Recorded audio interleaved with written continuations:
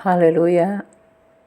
Pagi ini apakah Anda sudah membaca firman Tuhan?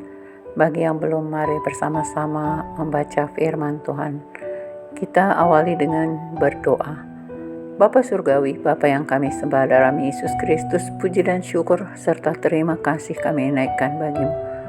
Tuhan baik, sungguh baik dan teramat baik bagi kami, di mana sepanjang istirahat kami Tuhan yang melindungi kami, dan pagi ini Tuhan bangunkan kami dengan penuh sukacita. Kami bersyukur Bapa.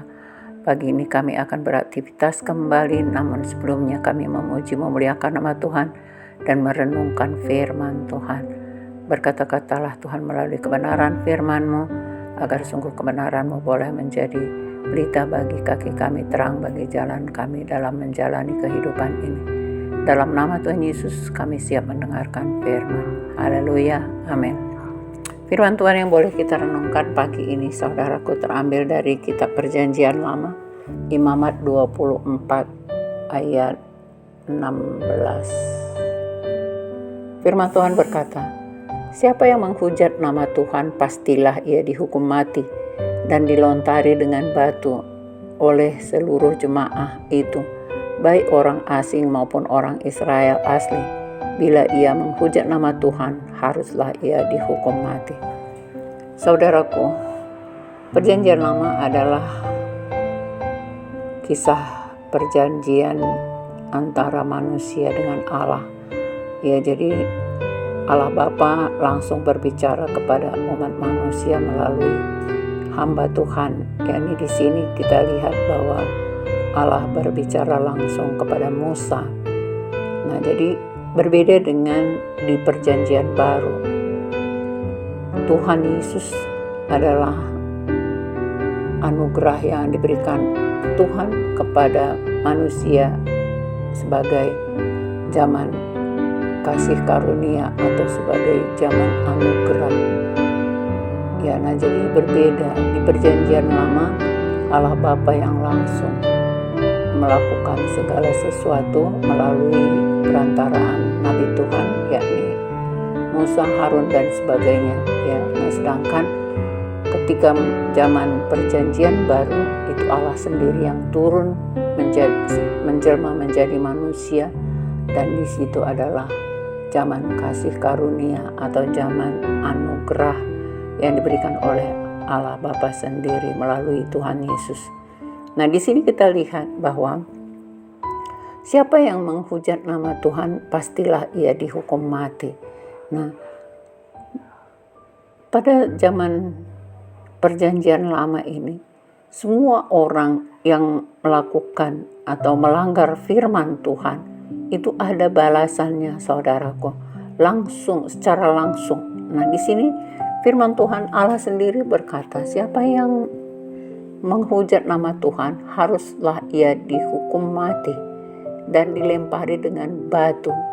Nah, mari kita lihat di ayat sebelumnya, Tuhan berkata kepada Musa, ya, Tuhan berbicara langsung kepada Musa. Lalu berfirmanlah Tuhan kepada Musa, "Bawalah orang yang mengutuk itu keluar perkemahan, dan semua orang yang mendengar haruslah meletakkan tangannya ke atas kepala orang itu. Sesudahnya haruslah seluruh jemaah itu melontari dia dengan batu."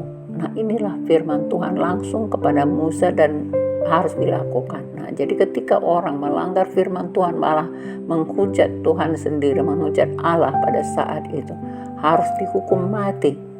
Engkau harus mengatakan kepada orang Israel begini, orang yang mengutuki Allah harus menanggung kesalahannya sendiri. Siapa yang menghujat nama Tuhan, pastilah ia dihukum mati.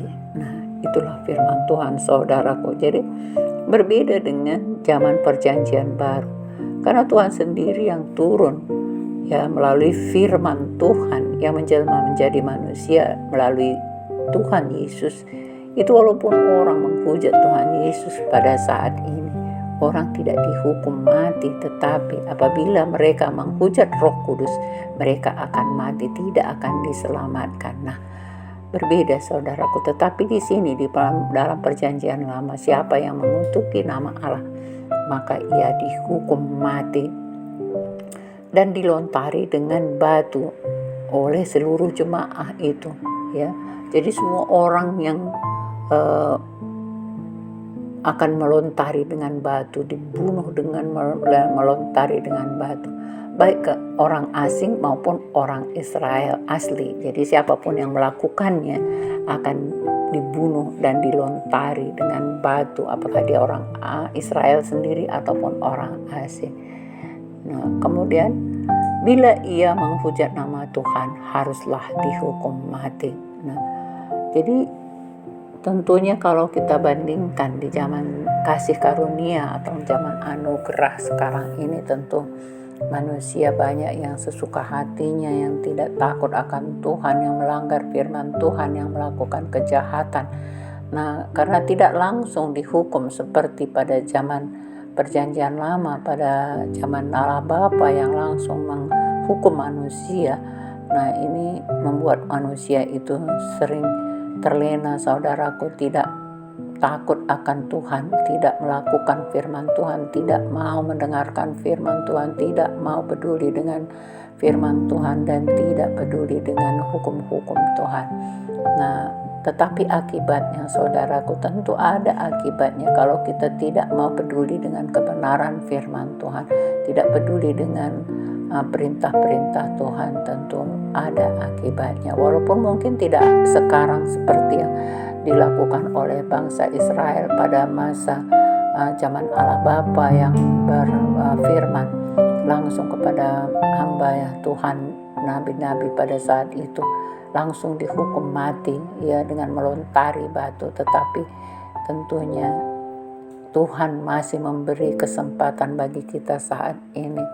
Tuhan memberi kesempatan bahwa kalaupun Anda tidak dihukum pada saat ini hukuman mati, tetapi Tuhan memberi kesempatan bagi semua orang untuk bertobat. Jadi sekarang ini zaman kasih karunia ini, karena melalui kuasa darah Yesus yang kudus yang sudah dicurahkan di 2024 tahun yang lalu, untuk boleh siapa yang mau minta ampun kepadanya, siapa yang berbalik kepadanya, untuk datang kepadanya, sujud menyembahnya, maka Tuhan beri kesempatan untuk mereka bertobat dan diselamatkan. Tetapi kalau orang yang mengeraskan hatinya saudaraku, dia akan tetap dihukum mati. Ya, tentu tempatnya tidak akan bersama-sama dengan Tuhan Yesus, tapi sudah dipersiapkan. Ada api yang akan menyala-nyala, yang menghancurkan, yang buat kertak gigi di sana.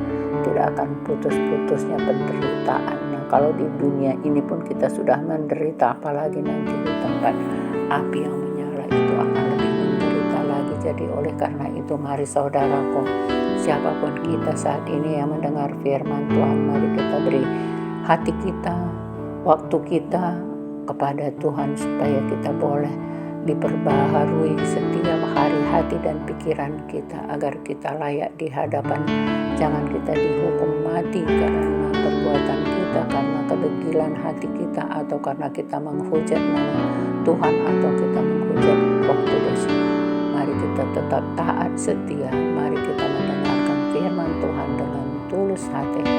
Kita mau berubah dari kehidupan kita yang jahat menjadi kehidupan yang baru, dikuduskan, disucikan hati dan pikiran kita, diperbaharui oleh kebenaran firman Tuhan.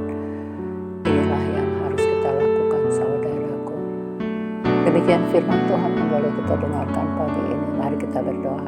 Bapa Surgawi, Bapa yang kami sembah dalam Yesus Kristus, kami bersyukur Bapa atas firman-Mu. Kau mengingatkan kami bahwa pada zaman Allah Bapa yang berbicara langsung kepada manusia di perjanjian lama, manusia langsung dihukum mati apabila dia melakukan kejahatan atau menghujat nama Allah. Tetapi di perjanjian baru Tuhan, Engkau sendiri turun ke bumi ini melalui firman Tuhan yang menjelma menjadi manusia melalui Yesus Kristus. Engkau beri kesempatan bagi kami semuanya untuk bertobat, supaya mau datang kepadamu, sujud menyembah-Mu, tidak akan dihukum mati tetapi akan diselamatkan. Terima kasih Bapa atas kesempatan yang Tuhan berikan bagi kami. Siapapun kami yang mendengar hari ini, kami mau datang kepadamu, mau bersyukur bagimu, mau berbalik seturut dengan kebenaran firman-Mu. Terima kasih Bapa, perbaharui hati dan pikiran kami, teguh roh dan jiwa kami agar kami layak di hadapan menjadi anak kekasih hati-Mu. Dalam nama Tuhan